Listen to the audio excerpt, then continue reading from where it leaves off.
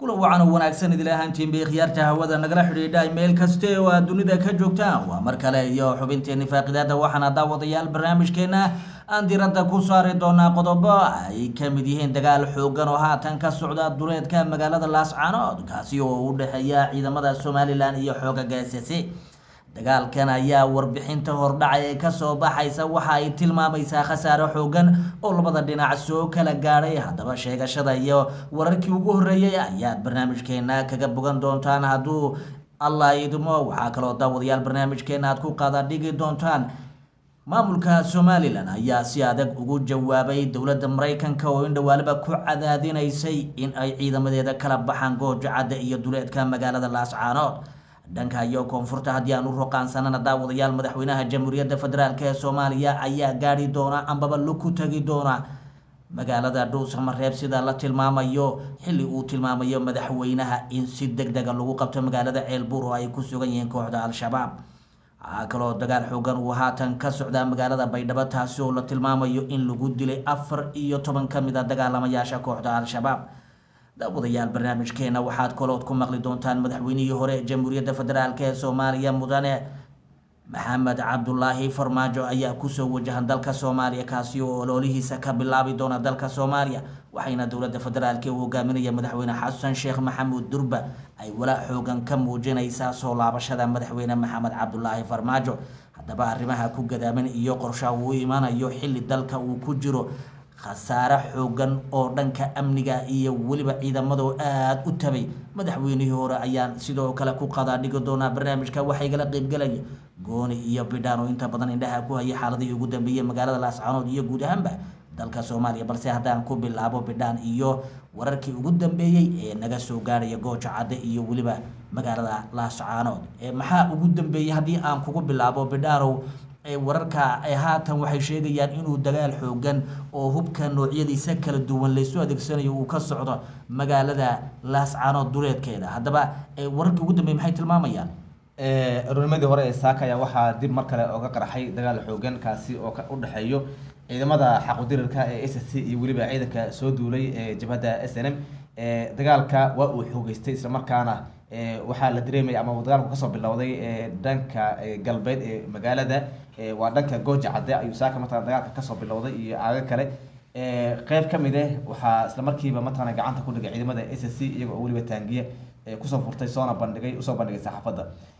dagaalkan ayaa waxa ka dhashay khasaare kala duwan inkasta oo khasaaraha dhabta ah aan wali aan la sheegi karin inkasta oo dagaalka uu xoogan yahay isla markaana dadka shacabka ay sheegayaan in rasaasta noocyada kala duwan in la isku adeegsanayo dagaalkan ayaa waxa uu ku soo aadayaa xilli maalimadii shalay Somaliland duqeymo aad u xoogan ee magaalada ay ka geysatay ciidamada SSC oo arintaasi ka jawaabayo ayaa waxa ay sameeyeen in iyagana ay ka jawaabeen markaana weerarkii Saaka ay soo qaadeen ay ku quusgooyeen ciidamada SNM ee doonayay inay gudaha u soo galaan magaalada isla markaana ay qabsadaan amaba ay wada kamid ah wada ay ku baxaan ay furtaan aad iyo aad baad u mahadsantahay daawadayaal waxaan ku guda jiraa xaaladihii ugu dambeeyay iyo waliba wararka ka soo kordhaya duleedka magaalada Laascaanood shidow maxaad ku dari lahayd laftigaada indhaha ayaad ku haysay dagaalkan xoogan ee maanta ka bilaabmay duleedka magaalada Laascaanood dagaalkan horta waxaa soo qaaday xoogagan ay argagixisada iyo shabaabka iyo maamulka Puntland ay dabada ka riixayaan waayadii ugu dambeeyayba weerarka culus ku hayay madax banaanida jamhuuriyadda barakeysan ee Somaliland militariga Somaliland weerar xoogan ayaa lagu soo qaaday Saaka si weyn bayna iskaga caabiyeen gabi ahaanna way jabeen xoogaga argagixisada Puntland laga soo abaabulay ee guud ahaanba duulaanka ku hayay waayadii ugu dambeysay si khalkhal amni u galiyeen jamhuuriyadda barakeysan ee Somaliland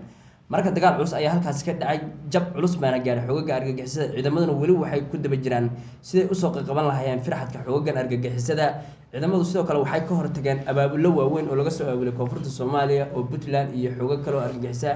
oo waayada ugu dambeeyay qalaas siyaasadeed ka wada gudaha magaalada Laascaanood ay ciidamadu si weyn ugu daba jiraan dagaal culus baana halkaasi Saaka haddaan ka dhaxdaro waxaa jira in dhowr jeerba ay ku cadaadinaysay maamulka Somaliland dowladda Mareykanka ay ku cadaadinayeen in ay ciidamadooda kala baxaan marka maadaama inta badan aad taageerto Somaliland sideed u aragtaa cadaadiskan ay ku hayso dowladda Mareykanka wax lagu soo shubay ayay ka hadlaysay laakiin mayna ka hadlaynin wax maslaxa u ahaa somalilandna maslaxadeeda ayada gacanteeda ugu jirtaa marka somaliland danaheeda wax kastoo danaheeda way ilaalinaysaa wax kastoo danteeda hayna dheguma dhigayso marka maraykanku barnaamijyadu wato waa barnaamijyo weligiis ka jirin oo caalamka oo africa oo dhan kula dhaqmo taana somaliland wax dhibaato uma keenayso waxna agteeda kama aha somalilandna waxay ilaalinaysaa madax banaanadeeda maraykanku war hawshiisa iska wadanaya somalilandna hawsheeda way wadanaysaa maraykanna somaliland kama turjo ama somaliland waxba lagama weydiinayo wax horumar oo ciidamada Somaliland ay ka geysteen deegaanadaasi ma jiraan ilaa iyo dagaalka markii uu bilaabay marka seed u aragtaa adigu ciidamada Somaliland horumar badan bay sameeyeen waxa la isku dayay in Somaliland gebi ahaanba laga xayoobiyo gobolka Sool oo dhan ama laga farmaroojiyo iyadoo ciidamada Somaliland ay dhabar adeeg iyo adkaysi badan ay u yeesheen wariil ay xeriyahooda ku sugan yihiin ay gobolka Sool ay ka ilaalin jireen dagaalkan ugu yaraan wuxuu soconayaa 2 bilood ku dhow iyadoo halka ay wariil ay duulaana aad u badan oo wajiyaal badan oo koonfurta Soomaaliya gees kasta laga soo abaabulay iyo deegaano ka fogba ay socdaan waxaas oo ciidamada Somaliland way u adkaysteen way u sii adkaysan doonaan guushan ayaga u dambeyn doonta maxaa yeelay abaabulka xoogagii soo bilaabay argagixisada iyo siyaasiyiinta koonfurta iyo dawladaha ajnabi badan ay ka wada shaqeynayeen dhamaantood uu guul dareystay waliina hal guul oo talaabo ay ka gaadheen male guriyaha ay ka soo abaabulmay wali ku sugan ciidamaduna xeriyahoodu ay sugan wayna isdifaacayaan wayna sii difaaci doonaan aad iyo aad baad u mahadsan tahay gooniyow haddii aan kugu soo dhaweeyo inta badan waxaad ka faallootaa xaaladda magaalada Laascaanood iyo waliba koonfurta dagaalkan muxuu kula muuqdaa mid lagu kala bixi doono mise suu kuuga muuqdaa dagaalkan horta warka shida ayaan daba taaganahay nimanka la yiraahdo SSC waa dad deegaanka ah waa dad dhulkooda difaacanayo waa dad la soo weeraray waa dad la qaxiyay maatidooda iyo haweenkooda shalay ugu dambeysay gabdho masaakiin ayaa madaafiic lagu garaacay marka haddii taas la yiraahdo waa argagixiso wax kale ayay noqonaysaa qol walba marka deegaankeeda haddii lagu weeraro laguna sheego waa argagixiso taas qalad ayay noqonaysaa SSC ayaga dadkoodii dhulkooda difaacanaya hantidoodii ayaa la burburiyay guryahoodii ayaa madaafiic lagu garaacay ayaga ayaa loo diidan yahay nolosha marka SSC lama dhigi karo way qaldan yihiin maamulka Musabix oo hogaamiyo oo madaafiicda ku garaacay dadka masaakiinta ayaa qaldan sababtoo intaas oo 200 qofood ka badan oo masaakiina oo dad shacab ah ayuu ku laayay Musabix Cabdi magaalada Laascaanood iyo deegaanada ku dhow waxa kale oo ilaa 800 oo dhaawac ayuu geystay intaasna waxa way maanta hadii la dhihi lahaa isha Hargeysa la weeraray wax kale ay ahaan leed Hargeysa maanta intaas lagu dhibaatay loo geysan la anagu waan ka danqalayn maantana SSC in dhibaatadaas loo geysto waan ka danqanayna maamulka Musabix asaga qaldan asagana weerar ku soo qaaday asagana ummadda Soomaaliyeed inuu caburiyo rabo shacabkaas danahooda ka fikirayana ma ahan in maanta madaafiic lagu garaaco marka waxaan dhihi karnaa 32 sano rag macnaha raadinayay awood iyo maamul madax banaan raadinayay oo hub iyo saanad military haysto gantaalada ugu ridada dheeraad magaalada Laascaanood lagu tijaabinayo taas xaq ma ahan SSC-na qalad malaha dhulkooda ay difaacanayaan fargodo aad iyo aad baad u mahadsan tahay intayna daawadayaal qodobkan ayna halka ku dhaafin bal aan yara jaleecno bidhaan oo stuudiyaha laftiisa nugula sugan bidhaan maxad ku dari lahayd waxaan ku dari lahaa jabhadda SNM saaka ururnimadii weerarka ku soo qaaday Laascaanood iyo ciidamada xaquudirka SSC ku soo qaaday waxaan leeyahay SNM waa nimankii Soomaaliya burburiyay Soomaaliya oo dhisan oo mataqaanay dawladnimadeedii iyo heekalkeedii adduunka ka cabsanayo nimankii mataqaanay weerarka ku qaaday mataqaanay ahaayeen iyaga oo bidayo ama sheegayo in la dulmiyay maanta iyagii baa mataqaanay dadkii dulminayo oo dhibaato mataqaanay u geysanay wixii shalay ay ka cararayeen ee lahayn dulmeena loo geystay oo dawladdu kula dagaalayeen yu Muuse maanta ku hayaa dadkii mataqaanay walaalaha ay ahaayeen oo wadaag ay ahaayeen inuu ku sameeyo kaaga daran dadkii shalay ay wax wada qaybsanayeen imaantu ku leeyahay mataqaanay waa argagixiso goormuu noqday ninka la yiraahdo mataqaanay Cabdirasaaq Khaliif oo ah gudoomiyaha baarlamaanka haddii gudoomiyaha baarlamaanka uu noqday mataqaanay argagixiso dee Musabix argagixiso way annaga argagixiso waxa loo yaqaan caalamka u garanayaan jabhadda SNM mataqaanay Musabix waayo argagixiso waxa way waa dadka mataqaanay dadka qaxinayo waa dadka bambeynayo waa dadka laynayo Muusana intii mataqaanay ku sifoobay Mareykankana dhowr mar mataqaanay u digreed u dambeysay shalay mataqaanay baxday Somaliland maanta Musabix uu hogaaminayo qoraal ay soo saareen waxa ay ku sheegeen in Mareykanka arinta mataqaanay Laascaanood in si khaldan u fahmay isla markaana inta loo baahan yahay in ka wada hadlaan Puntland iyo Somaliland Puntland meesha ka qorsay ma lahan meeshan gobolka golaha xiriirada SSC waa Sool Sanaag iyo Cayn dadka iska laha ka ariminayo iyagana mataqaanay xoreysanayo ciidamada Somaliland ay soo duulayna day hadda go'doon baa la geliyay maanta dagaalka u dambeeyay oo loo kala baxay yaa meesha mataqaanay ka dhacayo jamaahiirta SSC-na ilaa hadda guulo waaweyn oo la taaban karo iyo soo hooyeen inta dagaalka u bilowday saaka ilaa hadda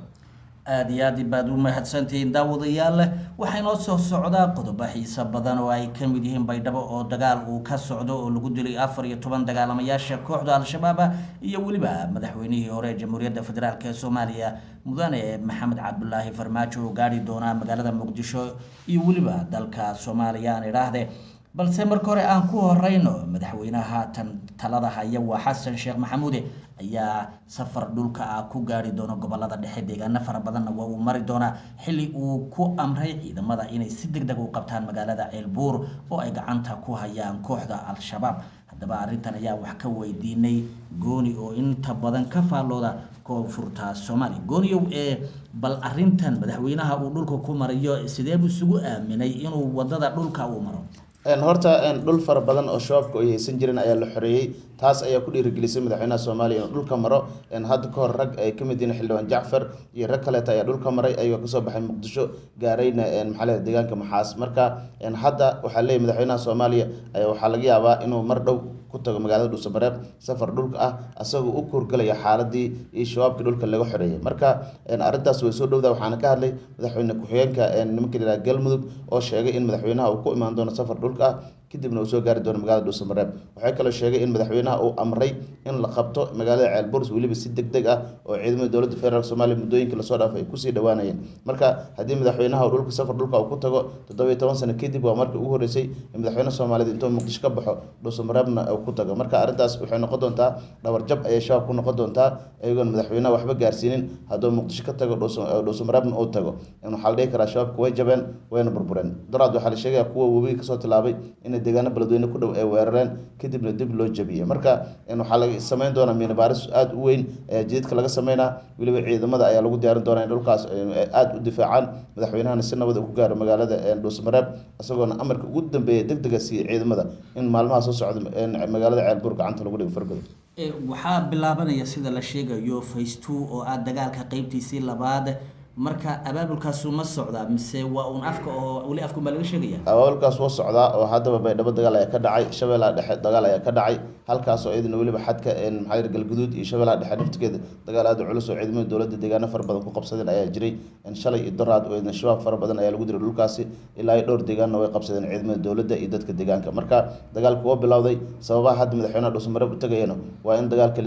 la dardar geliyo meelo fara badan aag fara badan laga furo dhankan iyo baydhabo koonfur galbeed inay ka bilowdo Jubbaland dhankeeda ka soo wado dhankan Hirshabeelle iyo Galmudugna ay dhankooda iska kaashadaan oo Ceelbuur dhulkaas la soo xoreeyo wad mahadsantahay hadii aan ku sii socono waxa la tilmaamayaa in duleedka baydhabo uu ka dhacay dagaal u dhaxeeya kooxda al-shabaab iyo ciidamada maamulka ee koonfur galbeed Soomaaliya haddaba dagaalkaasi qaabku u dhacay dagaalkaasi wuxuu ahaa dagaal aad u qaraar waxaana qaaday ciidamada dowladda federaalka Soomaaliya iyo ciidamada koonfur galbeed kuwaas oo niman shabaab oo ku soo dhawaaday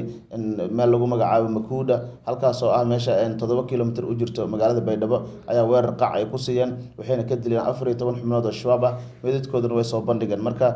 waa howlgal aad u qorshaysan ay sameeyeen ciidamada ayagoo la sheegay in 7 kiiloomitir kaliya ciidamadan ay magaalada shabaabka ee Baydhabo soo jirsadeen kadibna ay ka hortageen oo ciidamadan ay laayeen 14 xubnood oo laba sarkaal ku jirtana ay halkaas uga tageen marka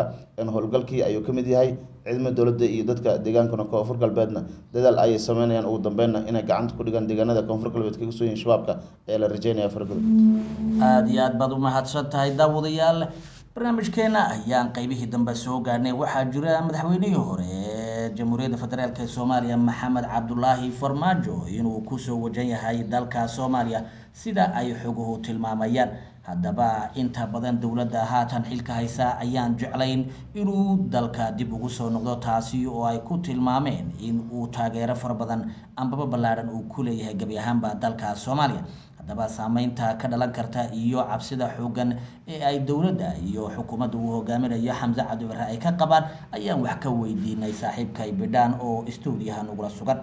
Bidhaan qaabkeed u aragtaa inuu madaxweynuhu soo laabto yaasa la socda madaxweynaha mool uu bilaabayaa bal arrintan nooga dhac waxaa socdo qorshe la doonayo in madaxweynaha hore Soomaaliya Maxamed Cabdullaahi Farmaajo uu dalka dib ugu soo noqdo inkasta oo qorshahaasi uusan ahayn mid hadda miro dhal ah waayo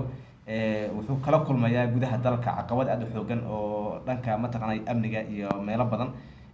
mahad salaad uu ka mid yahay iyo kuwa badan nisa inay diidan yihiin in madaxweynaha uu xilligan dalka dib ugu soo noqdo inkastoo madaxweynaha hore Soomaaliya Cabdullaahi Farmaajo uu ka duwanaa Xasan Sheekh Maxamuud markii loo fiiriyo dhankii iyo soo la dhaqmay dowladnimada waayo Xasan Sheekh xilligan oo kale mucaarad xoogan buu mataqaanay ku ahaa dowladda Cabdullaahi Farmaajo laakiin asaga xilliga la doortay ilaa hadda kama hadlin siyaasadda Soomaaliya uu iskaga aamusay xitaa markuu baxayay inuu dalka ka baxay mataqaanay lama ogeyn laakiin sidan oo kale xogo hoose oo soo baxay iyo mataqaanay ay ahaayeen haddana waxaa laga yaabaa haddii uu noqdo xitaa in wax saameyn oo weyn inuusan ku yeelan maadaama haddii uusan ka hadlaynin siyaasadda laakiin dadka waxay ka qabaan kasoo horjeeda isaga shoog aada u xoogan oo ah haddii dalka uu dib usoo noqdo in mataqaanaa ay dhibaato badan inay dhici doonto oo ah in uu mataqaanaa ciidamadii mushaarka joogtada helay iyo wax badan uu sameyn jiray inay u go'i doonaan isaga saas daraadeed marka cabsidaas xooganna way jirtaa laakiin nabadii nolol dal iyo dibad meesha jiraanba abaabul xoogan bay mataqaanaa iyay wadaan ay doonayaan inay mar kale kursiga ay hantaan iyagoo mucaarad hadda aan ahayn oo aan ku noqonin dowladda Soomaaliya inay muqdisho iska tagaan ay shirada cad iskaga qabsadaan aana dhaleelin dowladda laakiin markii la gaaro xilliga doorashada ay soo dhowdahay in mataqaanaa ay dardar geliyaan laakiin dowladda hadda laga codsanayo inay doorashada ay sii bilowdo oo mataqaanaa wadadii loo mari lahaa inkastoo madaxweynaha Soomaaliya Xasan Sheekh Maxamuud Umaanin uu saxeexay doorashada qof iyo cod ah laakiin taasi suurtagal ma ahan oo Cabdullaahi Farmaajo hore u sameeyay waa inuu suurtagali weyday marka doorashada qaabka loo qaban jiray in loo qabtay mataqaanaa noqonaysa la dardar geliyo haddii mataqaanaa sanadkan uu dhamaadana dee maxaa ninka la yiraahdo Xasan Sheekh Maxamuud madaxweynaha Soomaaliya wuxuu la kulmi doonaa mucaarado aad u xoogan oo kaga imaan doono nabad iyo nolol iyo xisaab badan oo soo bixi doonto iyo kuwa hadda isaga saaxiibo la intaba odayaal barnaamijkeena faaqidaada inta ayaan kusoo gabagabaynaynaa intaan dib dambe ugu kulmi doono mid kan mid lamida waxaan kaga tegaynaa sidaa iyo nabadgelyo